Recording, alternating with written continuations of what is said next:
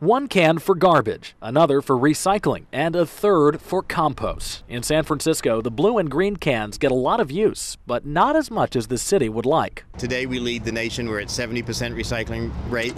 We would be at 92% if all the recyclables and food scraps that are currently going to landfill that are being put in the black cart were put in the respective blue and green cart. So the city's proposing fines up to $1,000 for repeat offenders who don't recycle. Now, this is the very full brown garbage can in the 18-unit building where I live. And first of all, this styrofoam and this plastic film, those are not recyclable.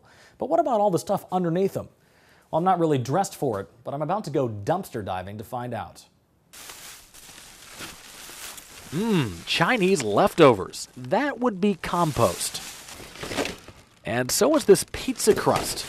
This takeout container is recyclable. So is this plastic soda bottle, and ooh, what's this? Corona Light. Yeah, that's recyclable too. In fact, it turns out even this bag is recyclable. See? It says so right on the outside. Now, my landlord does have signs. Trash goes here, recyclables here. But what it turns out my landlord doesn't provide are green bins for compost, so the owner of this pizza crust here really didn't have much of a choice. But the new law would change that.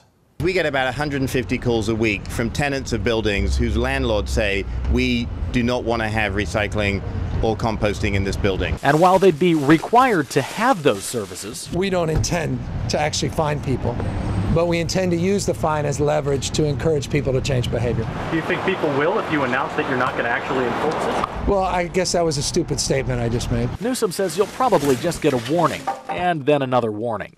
But he says if you ignore them, the fines will follow. In San Francisco, Jonathan Bloom, KRON 4 News.